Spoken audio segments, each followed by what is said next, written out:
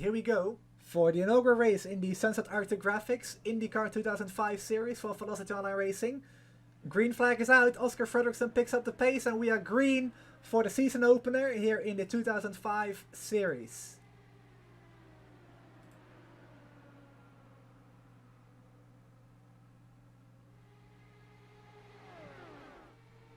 And Shane does have that advantage of having the draft of the car in front, which allows him to clear Geisler. Actually doesn't quite do it yet, as Lewis Woodall is sitting behind as well, trying to take advantage of this. Of course, these guys battling is only going to slow them down. And Thomas actually clears Coogan back again to retake that position. And Gary Gotzo's also gotten in front of Patrick Silvassi here. So let's bring up a replay from this to see what happened here. There's Patrick way up high, and Gary sees a gap open on the inside and takes the gap and the position. So it's now a team VOR 1, 2, 3. Finished off by car number 3. And we're actually seeing quite a few moves happening right now in the back as well. So Lewis Woodall battling with Sebastian Kinder for P5. Side by side in the middle of this pack.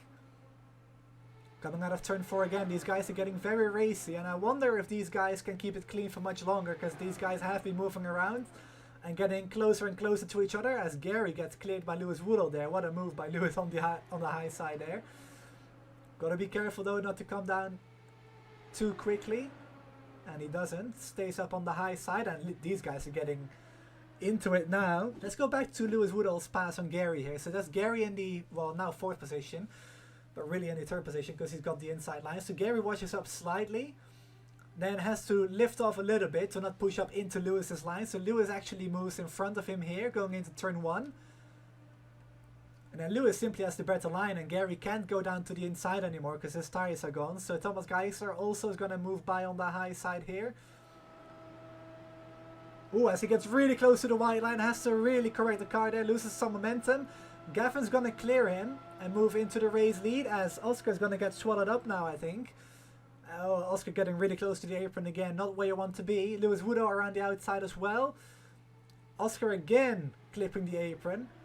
So Oscar's tie is really falling away now. You can definitely tell by the way his car's handling. He's falling through the pack like a stone at the moment. Oh, these guys are going to get really close. Shane Coogan and Gary Gotze there almost colliding into turn 4. But they got away with it. Oh, they're going through wide across the line now. Lewis Woodall actually leads a lap on the middle groove as Oscar's got the inside back. He drops to 3rd now because his tires aren't really in the best shape at the moment. But he was up there, and he still is actually. So Lewis Woodall now in the middle, still defending from his race lead. He's moving up Geisler and Coogan all the way up to the high side now. And there we go, we're going to see pit stops. Everybody coming into the pits at the same time. Shane Coogan wanted to come into the pits as well. And here we go, we have the first caution on the racetrack. And that's for Oscar Fredriksson, who is spun out. As well as Lewis Woodall. So everybody going into the pits. Turning to the apron on the backstretch. Trying to make their way into the pits. Shane Coogan actually way past the pit commitment line. And Lewis Woodall actually rear ends Oscar Fredriksson. The two make contact, spin around. And Gavin gets some slight wing damage, but gets away with it mostly. And then there's everybody else that just drives by, tries to enter the pits. Going back live here though, everybody this time exiting the pits successfully, and all coming into it successfully as well. So this is gonna reset the order to something we haven't seen all night long. Pace cars off, and we are back on the way here at the Homestead Miami Speedway, lap 57 of 125. Just under halfway. 3. Right as I talk about these guys, Patrick Silvassi goes to the inside of Gary Gotzo as well. You don't want to be on that inside line for too long though, so I think Gary knows this and actually lets Patrick by. On board with Coogan into turn 3. Seb really loses some momentum there. Shane gets oh so close to the rear diffuser of Sebastian Kinder, but no contact is made, just about. Was very close for sure though, as we have 50 laps to go. Just look at the momentum on Gavin's side. So Shane's gonna push him to the front now. or try to at least. Oh, these guys. Seb moves up a lane. Gavin notices it in time though, so gives him the space, but Gavin and Seb so close through turn 4 again. As Coogan's gonna make it 3 wide now. And in all this battling that they're doing, the top 2 really have pulled away a lot as they're going 3 wide again in front of Gary. Oh yeah, there's gonna be the contact. Seb Kinder makes contact. Gary just taps Seb. Seb's gonna make his way down into the pits, actually speeds into the pits, so he's gonna get a speeding penalty, but Seb just washed up the track into Gavin's line there.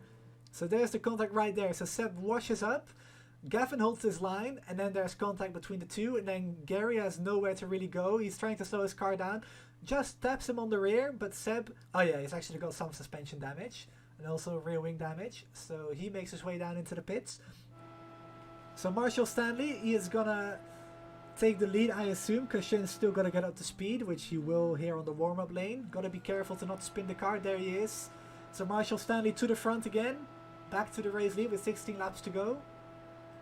Patrick Silvassi follows him right behind into P2.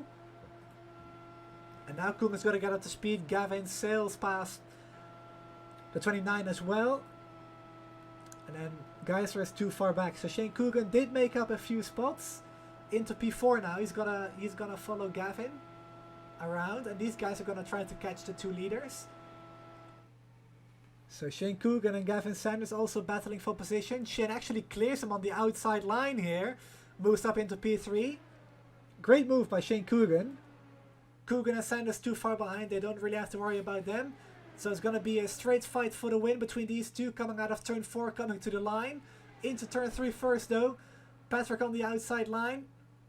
Marshall Stanley on the inside line, coming out of turn 4. I don't think it's going to be enough for Patrick. So Marshall Stanley goes to victory lane in the inaugural running of this series here at Homestead Miami Speedway. So let's bring up the race results for tonight's race at Homestead Miami Speedway, the first and inaugural round of the Sunset Arctic Graphics IndyCar 2005 series. So Marshall Stanley for Vortex Sim Racing wins by half a tenth over Patrick Silvassi for Team Watson Racing. Team race first is Shane Coogan in the 3rd position, Gavin Sanders P4, Lewis Woodall still finishes P5.